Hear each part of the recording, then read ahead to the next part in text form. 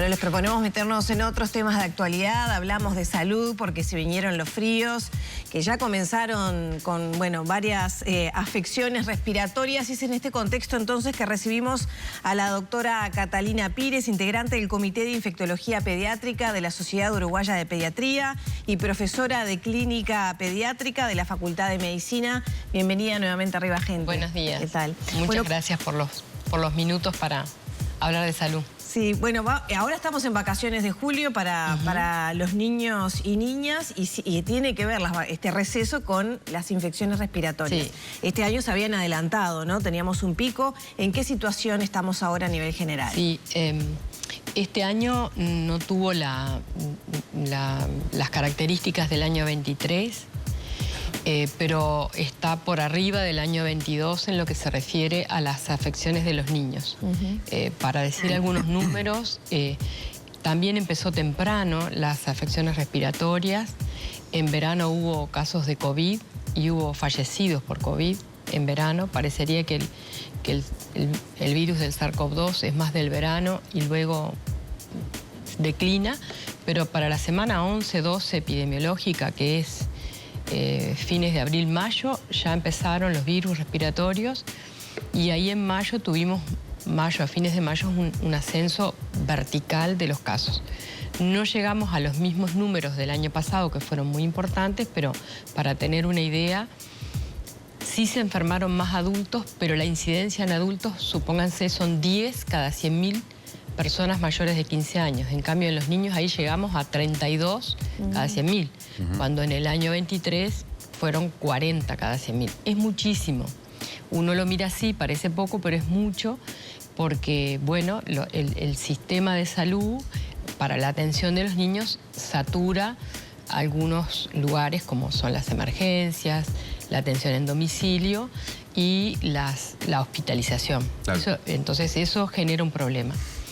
¿Cómo paliar esta situación? Por suerte hay como mucha cosa. Hay mucho.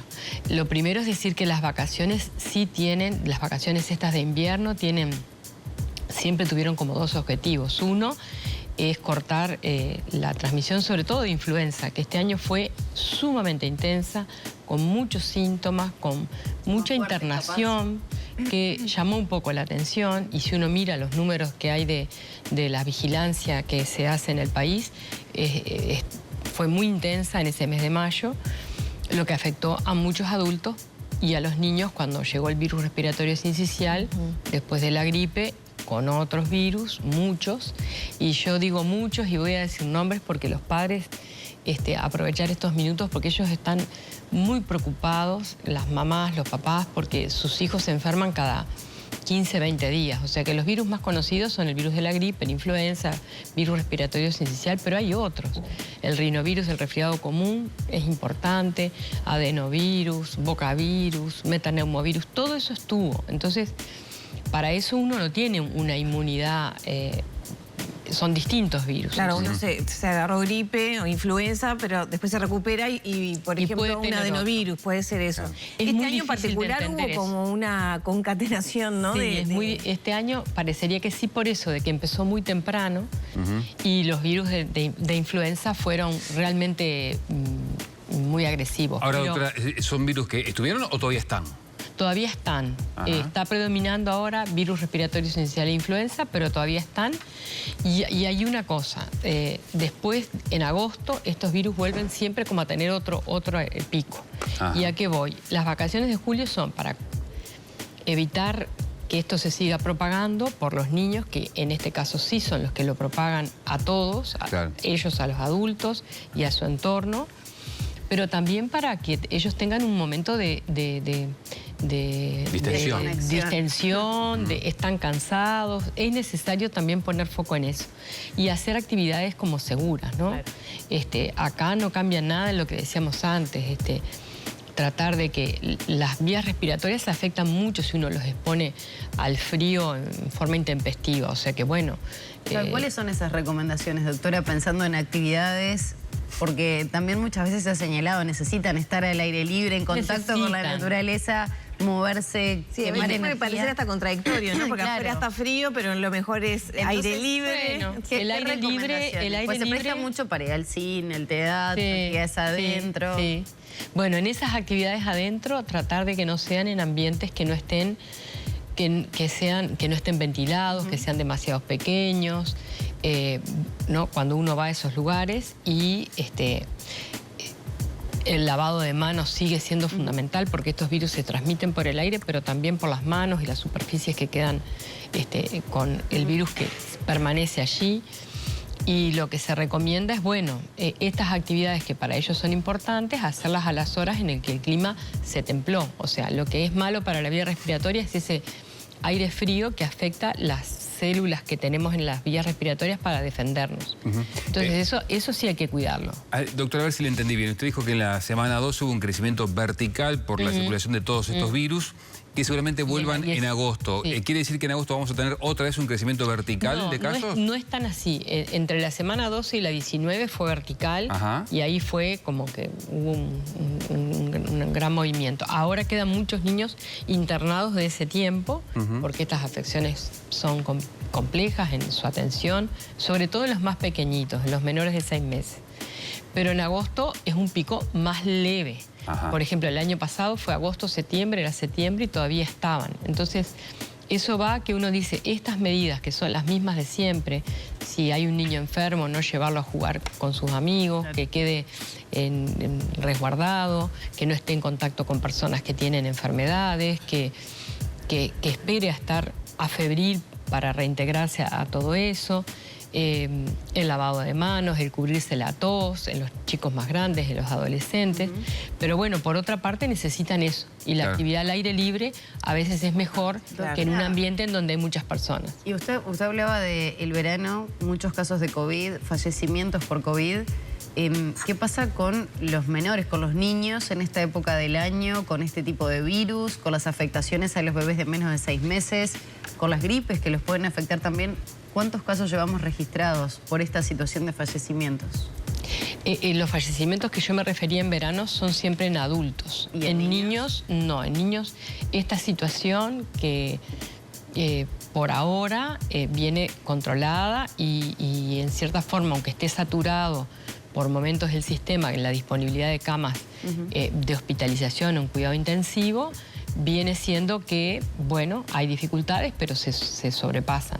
Y bueno, y el Sistema Nacional Integrado de Salud tiene esa posibilidad, ¿no? de que los niños encuentren su lugar de asistencia mejor en distintos instituciones de tercer nivel. ¿Cuán tensionado ha estado el sistema en el relevamiento que ustedes tienen? Bueno, hay momentos en que las camas, por ejemplo, de cuidado intensivo son de difícil acceso, pero se han logrado. Entonces, por eso, como estamos en esta situación, que bueno, para algunos papás la conocen porque han tenido sus hijos hospitalizados, pero para otros es, bueno, la sorpresa esta. Tiene una infección, a los 15 días otra, a los 20 días otra, ¿y qué es? ¿Qué le pasa? ¿Tiene algún problema especial? No.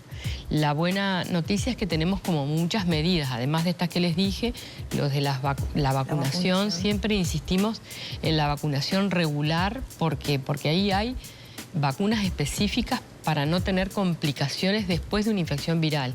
Por ejemplo, este año, si ustedes le preguntan a los médicos, les llama la atención la cantidad de neumonías, de complicaciones por bacterias después de una infección viral. Y es cierto, hay como un número que tal vez cuando lo analicemos está alto, el año pasado fue alto, este año parece que también. Y en ese caso, las vacunas que están en nuestro esquema, por ejemplo, la del Haemophilus influenza tipo B, la de neumococo, mismo la de sarampión, la de varicela, previene que la persona tenga una infección bacteriana después. ¿Pero que son personas que no se dieron las vacunas obligatorias? No, bueno, algunos sí.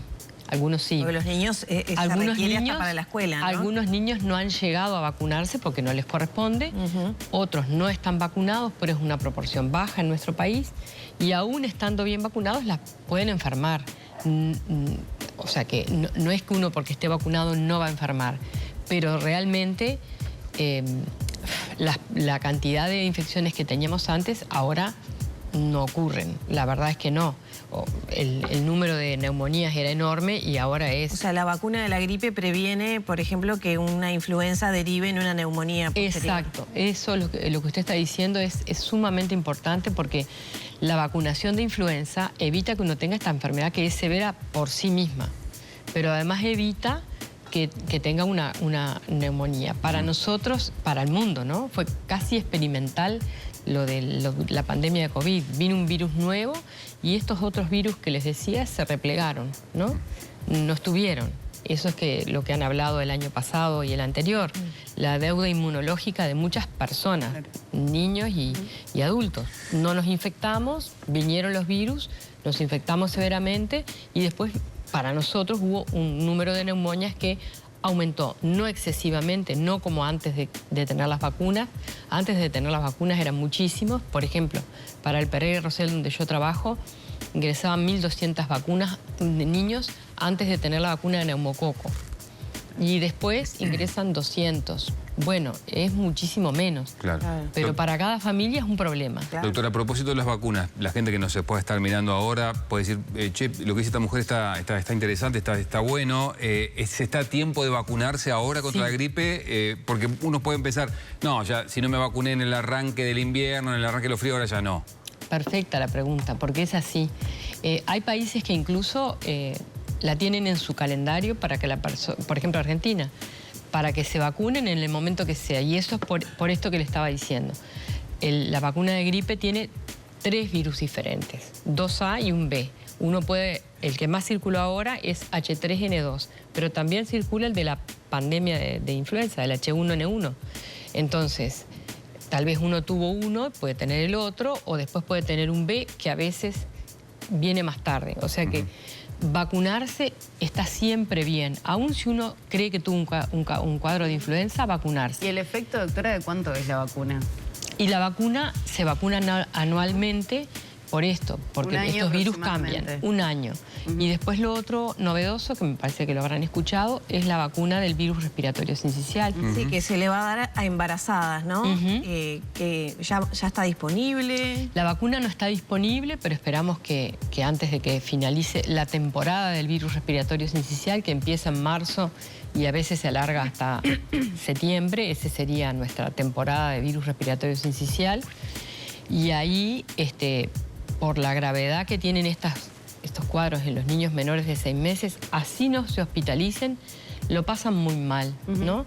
Hay personas muy entendidas en el tema que dicen, bueno, cuando hablamos de los virus, decimos, bueno, se enferma gravemente la persona, se hospitaliza, va al CTI, tal vez le tengan que asistirlo en su ventilación, pero además de todo eso, lo pasan muy, muy mal, se sienten muy mal. Entonces uno dice, bueno, aunque el pico hubiera sido a fines de mayo, esperamos el otro y bueno, todos los países hacen eso, aunque se empiece tarde, se va a vacunar. Aquellas los bebés van a embarazadas, nacer con esa inmunidad entonces y se los protege en esos primeros 6 meses de vida. 6 meses de vida los va a proteger porque genera la mamá anticuerpos y se los pasa. Y es una vacuna que por hablar de nuestra región, Estados Unidos ya lleva 400.000 vacunas, 300.000 vacunas, alrededor de más de 300.000 vacunas, bastante más. Argentina lleva 80.000 mujeres embarazadas vacunadas, con lo cual nosotros ya tenemos información, claro, porque la información de lo que más a veces las personas piden es saber los riesgos de vacunarse. De verdad, los que estamos del otro lado decimos, es mucho más riesgoso enfermarse por el virus, doctora, que vacunarse. ¿Y qué pasa con la automedicación, sobre todo los más chicos? Cuando a veces los padres dicen, bueno, tomate este jarabe, tomate este remedio que te va a hacer bien. ¿Está afectando también, ven, derivaciones en ese sentido o no? Bueno, en general la población en el Uruguay es bastante respetuosa de la utilización de esa medicación. Hoy día hay muchas posibilidades de llamar y obtener una comunicación telefónica con los distintos prestadores. Eso está bien antes de dar un medicamento.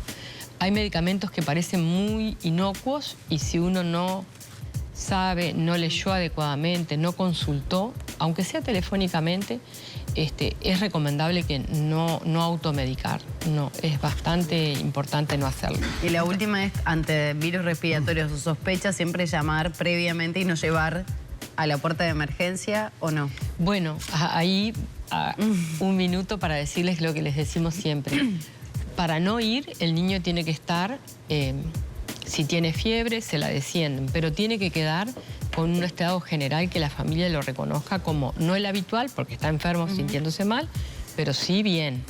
No tiene que estar respirando muy rápido, no tiene que tener dificultad que vean que se hunda sobre su esternón o debajo de las costillas, tiene que alimentarse. Es muy importante que se alimenten. Vemos nenes que no quieren alimentarse y las familias no insisten. Bueno, alimentarse. Si esas cosas no ocurren, no tener lesiones en la piel, si esas cosas no ocurren, llamar por teléfono. Hay que llamar por teléfono y le van a dar indicaciones bueno, hay acceso para ir a cualquier lugar de emergencia. Doctora, muchas gracias por estos minutos. Gracias.